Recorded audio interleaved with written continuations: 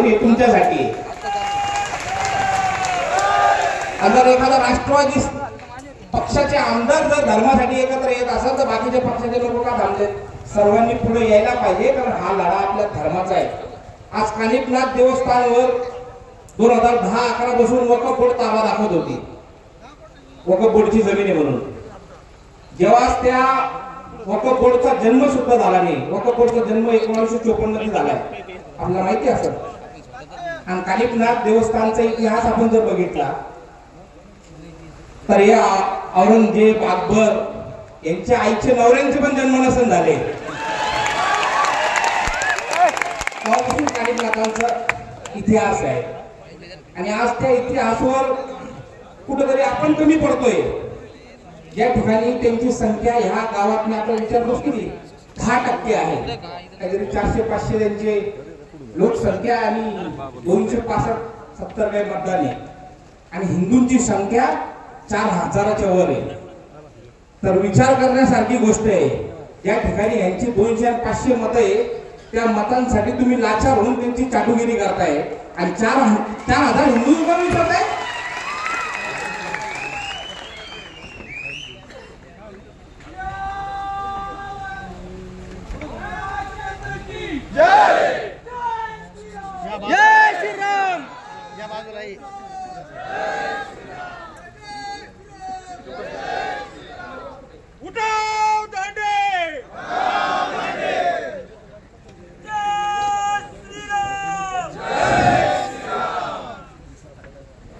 हिम्मत सांगावं लागेल त्यांची की ज्या ठिकाणी आपले 4000 लोक आहेत ते 200 आणि 500 वर करताय. अरे आपल्यातला हिंदू तरुण जर व्यवस्थित पेटून उठला ना तर इथं आता बहिष्कार टाकलाय. उद्या ह्या लांड्यावर अशी वेळ आणायची काय इथं राहून द्यायचं नाही यांना. जर आमचे असे निर्णय सरपंच घेत असतील आणि त्यांना कोणी त्रास देत असेल तर आम्ही त्यांच्या सोबत सर्व हिंदू म्हणून उभे. आणि अशा सरपंचांच्या मागे आपण सर्वांनी मोठ्या ताकदीने उभं झालं पाहिजे. कारण माझी त्यांची ओळख कमी होती तरी सुद्धा मी जेव्हापासून वक्फ बोर्डच्या विरोधात ते लढतायत, जेवढे त्यांचे व्हिडिओ आले मी सर्व बघितले. पहिल्यापासून लढतायत. तुम्ही पण गावकऱ्यांचं स्वागतच केलं पाहिजे की ज्यांनी एवढ्या दिवसापासून विरोध असून सुद्धा हा लढा चालू ठेवला. आणि आज आपण हा लढा चालू केला ठेवला नाही तर ह्याच्यात सुद्धा आपण जिथं भगवत टीके लावून जातो उद्या तुम्हाला या जाळीदार टोप्या घालून तिथे जावं लागेल त्या कानिफनाथ देवस्थानला. कारण जास्त लांबचा उदाहरण नाही, आमच्या राहुरी तालुक्यामध्ये गुहागाव आहे, आपल्या सर्वांना माहिती आहे. तिथे असं कानिफनाथांचं मंदिर आहे. 2005 पर्यंत असेच ज्या ह्या गावाला काही दिवसापूर्वी सर्व धर्म समभावाचा किडा त्यांच्या मेंदूत घुसलेला होता, तसाच किडा त्यांच्या डोक्यात होता. आता कानिफनाथ देवस्थानचं नाव माहिती काय केलं 2005 मध्ये? ते पण तिथे हिरव्या चादरी टाकायचे आणि आपले भगवे टाकायचे. तर काही आपल्या हिंदू धर्माचे काम करणाऱ्या लोकांनी त्या गावच्या लोकांना सांगितलं का तुम्ही हे असे नाटकं बंद कराय. ते म्हणे आमचं गाव तसं नाहीये, आम्ही गुन्ह्या गोविंदेने राहतो. 2005 ला त्यांनी दाखवली त्यांची लायकी. उतार्यामध्येच त्यांचं नाव टाकलं. कानिफनाथ महाराजांचं नाव काय केलं माहिती का? कानाबा उर्फ हजरत रमजान शाह बाबा. कानिफनाथांचं अरे ज्या ठिकाणी तिथं पण आपल्या हिंदूंची संख्या जास्त आहे. ज्या ठिकाणी तुमची संख्या जास्त आहे तिथं असं होतंय. तर विचार करा, ज्या ठिकाणी तुमची संख्या कमी होईल त्या ठिकाणी तुम्ही जगू पण शकत नाही. असे अनेक आपल्या जिल्ह्यामध्ये, आपल्या महाराष्ट्रामध्ये, भारतामध्ये अशी एरिया आहे का जिथं तुम्ही हिंदू म्हणून जर तुमची संख्या कमी झाली तर तुम्ही राहू शकत नाही. आता येताना तिसगावला थांबलो, हिंदूंची संख्या 70-80%. आज सरपंच पाहिला तर लांडा. का बरं? हिंदू फक्त एकच चावला, हिंदूची जिरवायची कशी आणि कोकंडी बसावर तयार आहे आपल्या. तर असे पहिले हरामखोर, आपल्यातले हरामखोर हे पहिले ढेसून काढायला पाहिजे. आणि अधिकार तुम्हाला संविधानाने दिलेला आहे, मतदानच्या माध्यमातून दिलेला आहे. जो कोणी आपल्या विरोधात, धर्माच्या विरोधात उभा झाला तर त्याच्या ढोंगणावर पहिले लाथ मारून त्याला साईडला गेलं पाहिजे. आणि केलं ना, समाजाने सगळ्या पक्षांना दाखवून दिलं का आम्ही हिंदुत्व म्हणून मतदान करू शकतो. आता सगळ्या सरकारचं पण भैया जबाबदारी आहे का हिंदू म्हणून जे काही आमच्या मंदिरावर कब्जे होते, तर आता अधिवेशन चालू होते, आपण सर्व या गोष्टी मांडायला पाहिजे, जेणेकरून आमच्या हिंदू धर्माचे मंदिर पहिले तर आपल्या सर्वांचे मंदिर वाचले पाहिजे. कारण तुम्ही जर पूर्वीपासून इतिहास पाहिला तर जेवढ्या मस्जिदी बनल्या आतापर्यंत, जेवढे मदरसे बनले, ते सर्वचे सर्व तोडून मंदिरं तोडून बनवले गेले. तर कुठेतरी आता हे सर्व मदरसे आणि मस्जिदी तोडून त्याच्यावर परत मंदिर उभारायचं काम सुरू झालं पाहिजे आणि त्यासाठी आम्ही सर्वांनी मतदान केलेलं आहे. बरोबर आहे का? कारण कुठल्याही मंदिरावर जा, आता भैया आम्ही तर फिरतोय सगळीकडं, कुठल्याही मंदिरावर जा, बाहेर हिरवी चादर टाकलेला एक मूर्त झोपलेलाच आहे, कुठेही जा. आणि असे थडगे अनेक उकडले आम्ही, सगळं काढलं तर सिमेंट आणि विटा निघतात, दुसरं काही निघत नाही त्याच्यात. फक्त हिंदूला वेळात काढायचं काम जोरात चालू आहे. आता पहिले नाथांचं जर आपण बघितलं, आता साधू संत इथे बसलेले सर्वांना, तुम्ही सर्व नाथांचे भक्त आहे, आपण जर नाथांचं सगळं बघितलं तर सर्वात जास्त जर कुठली पूजा असत तर ती नाथांची आहे. म्हणजे नाथांची जेव्हा आपण नवनाथ ग्रंथ वाचत असत तर त्याचे जे जेवढे पथ्य आहे ते सर्व बाकीच्या ग्रंथापेक्षा नाथांचे जास्त हार्ड आहे. आणि आज आपण हिंदू बघितला असेल तर जिथे जिथे नाथांचे थडगे होते, त्याचं नाथांचे आपल्या जिथं जिथं समाजा होत्या त्या ठिकाणी जाऊन ह्या मुसलमानांनी काय केलंय, हिरव्या चादरी टाकल्या. आणि त्यांनी हिरव्या चादरी टाकल्यानंतर हिंदू काय करायला लागला, त्या ठिकाणी जाऊन बोकडे कापायला लागला. अरे तुम्हाला हराम घरावर नरकातही जागा भेटणार नाही, त्या तुम्ही नाथांच्या समाजाला बोकडे कापताय. मागाई सगळीकडे सांगितलं, इथेही सांगतो, ज्या ज्या ठिकाणी तुम्हाला असं वाटलं हिरव्या चादरी टाकल्या नाथांचे धडगे, थोडं लांब करायचं, कुठलं तरी एखादं नवस पूर्ण झालं म्हणून त्या ठिकाणी बोकड्यापेक्षा डुकरं कापा. डुकरं कापले म्हणजे धडगे तरी गायब होतील. आणि तीच प्रथा चालू करा, बोकडे बिकडे कापायचे ना डुकरं कापायचे, आणि डुकरं कापायचे यांना पार्टीला बोलवायचं कंदुरी या. कारण आपल्यात कुठलीच प्रथा नाही आहे बोकडे बिकडे कापायची. कुठेतरी नंतर नंतर काहीतरी आपल्या ग्रंथांमध्ये, धर्माच्या ग्रंथामध्ये बदल झाला आणि आपण येडे झालो आणि बोकडे रेडे कापायला लागलो. ही प्रथा हिंदू धर्मात नाहीये. पण ज्या ज्या राज्यात वेगळी वेगळी प्रथा आहे तिथं चालतं, पण महाराष्ट्रामध्ये अशी प्रथा नव्हती आणि नवीन प्रथा इथं चालू झाली आणि मोडीत काढायचं काम आपलं आहे.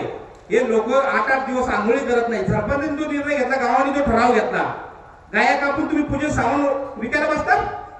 अहो तुम्ही 8-8 दिवस आंघोळी करत नाही, आराम घरून तुमच्याकडून विकत घ्यायचा. आम्ही जो निर्णय घेतला 100% खरा आहे आणि व्यवस्थित आहे. आज जर आपण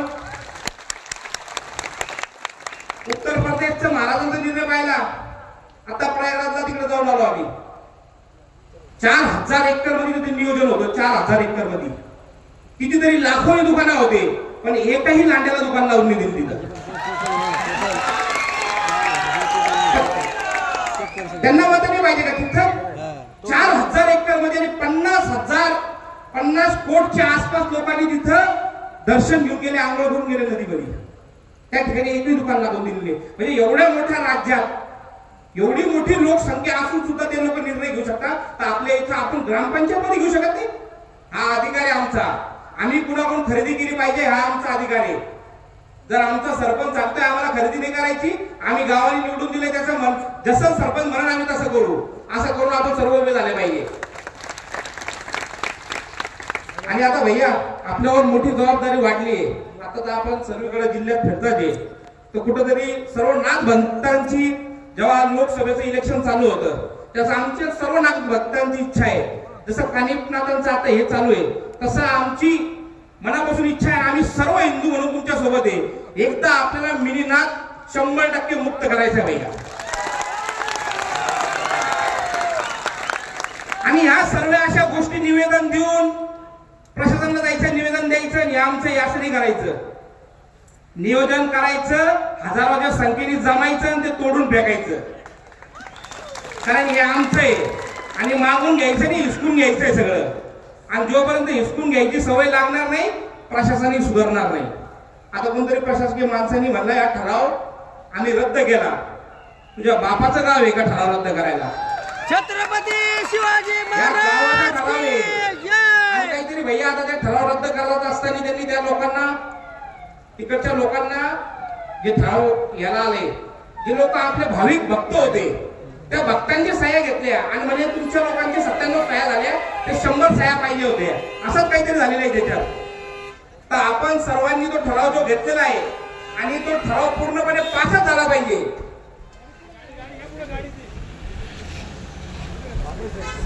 बरोबर.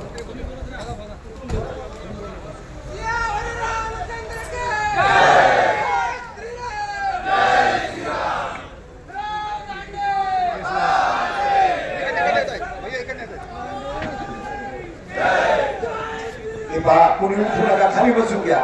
समोरच्या खाली बसायचं.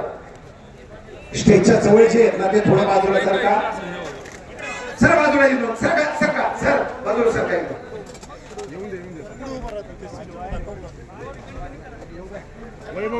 खाली तिथं वाईट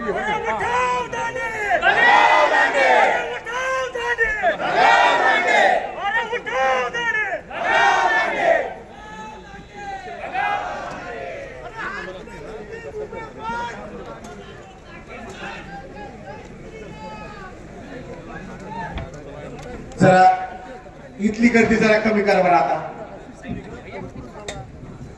हिंदू धर्म रक्षक मान्य नित्याजी राणे साहेब यांचं या ठिकाणी आगमन झालेलं आहे. टाळ्याच्या गजरात सगळ्यांनी स्वागत करायचं आहे.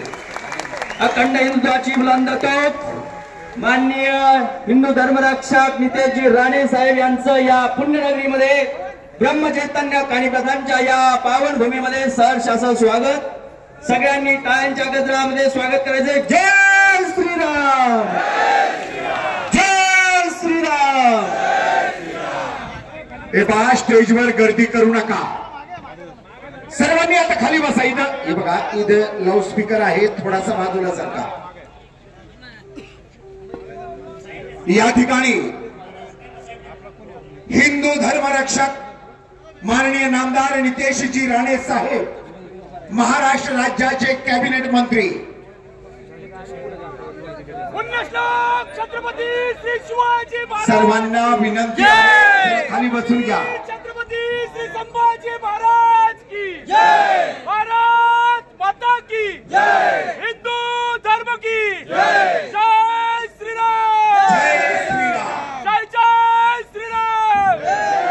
हे पहा, संयोजकाच्या वतीने एक विनंती आहे, बाकीचे जे हिंदू बांधव आलेले आहेत कृपया त्यांना विनंती आहे सर्वांनी खाली बसून घ्या. स्टेजच्या उजव्या बाजूला जे हिंदू बांधव आहेत कृपया त्यांना विनंती आहे, संयोजकाच्या वतीने विनंती आहे, आपण आहे त्या जागेवर सहकार्य करा आणि खाली बसा. धन्यवाद. स्टेजवर फक्त मान्यवरच बसतील.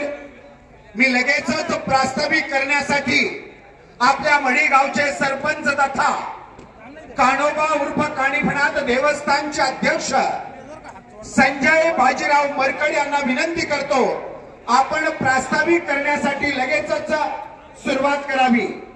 प्रास्ताविक करीत आहेत मढी गावचे सरपंच तथा देवस्थानचे अध्यक्ष संजय बाजीराव मरकड. हे बा, स्टेजवरची गर्दी लगेच कमी करा बरं.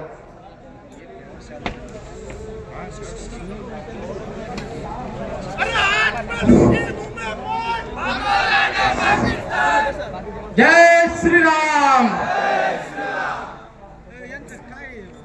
आताच आपले नामदार नितेशजी राणे साहेब आपल्या गावामध्ये त्यांचं आगमन झालंय, त्याबद्दल सर्वांनी टाळ्या वाजवून त्यांचं स्वागत केलं पाहिजे. त्यांना वेळ कमी आहे, मी थोडक्यात आवडून देतो. आता आपण सर्वांनी पहिले तर आपल्या महाराष्ट्रामध्ये पुऱ्या भारतामध्ये छावा हा चित्रपट सगळीकडे लागलेला आहे. तर ज्यांना ज्यांना शक्य असेल त्यांनी आपल्या परिवारासोबत जाऊन छावा चित्रपट बघितलं पाहिजे. आणि आपल्या गावातल्या जिथं लोक जाऊ शकत नाही तर त्या ठिकाणी स्क्रीन आणून सरपंच साहेब आपण सर्वांनी छावा सिनेमा या दाखवायला पाहिजे. आणि जे आरामखोर आपल्या हिंदू धर्माला हिंदू असून विरोध करत असेल त्यांना तो नेऊन पहिले दाखवा. आणि तो बघितल्यानंतर आता खूप वर्षापासून म्हणजे आपण जर दिल्लीत पाहिलं तर आपल्या महाराष्ट्राचा जसं इतिहास पाहिलं तर पूर्ण भारत आपला महाराष्ट्राच्या हिंदुत्व करतं. पण आज याच महाराष्ट्रावर अशी वेळ आलेली आहे का ज्यावेळेस छत्रपती संभाजी महाराजांचा सिनेमा बघितल्यानंतर त्या दिल्लीमध्ये ज्या ज्या ठिकाणी लोकांनी सिनेमा बघितला रस्त्याने जात असताना त्यांनी संभाजी महाराजांचे हाल पाहिलेले.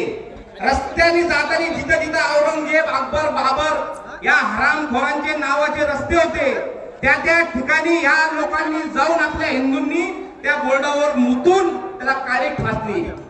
तसं रक्त आपल्या या महाराष्ट्रातल्या हिंदूचा कधी खवळणार आहे यात आपल्याला बघायचं आहे. आता याच महाराष्ट्रामध्ये ज्या ठिकाणी छत्रपती संभाजी महाराजांचा जन्म झाला आणि त्याच महाराष्ट्रामध्ये छत्रपती संभाजी महाराजांना 40 दिवस वेगळ्या वेगळ्या प्रकारे यातना देऊन त्या हरामखोर लांड्या औरंगजेबनी मारलं आणि त्याच औरंगजेबचं थडगं आपल्या महाराष्ट्रामध्ये हा थडगं पहिले उकरून फेकलं पाहिजे. अशासाठी आपण सर्व तयार झालं पाहिजे. आता आपण सर्व हिंदुत्ववादी मुलांनी ठरवलंय 1 कोटी सह्या घ्यायचे. माननीय गृहमंत्री नितेशजी राणे असतील, संग्रामभाई जगताप असतील, एकनाथ शिंदे साहेब असतील, देवेंद्र फडणवीस साहेब असतील, या सर्वांना आपल्याला 1 कोटी महाराष्ट्रातून सह्या घेऊन द्यायचे. ती मोहीम आपल्याला चालू करायची. 1 कोटी सह्या घ्यायच्या. प्रत्येक गावामध्ये वह्या येतील.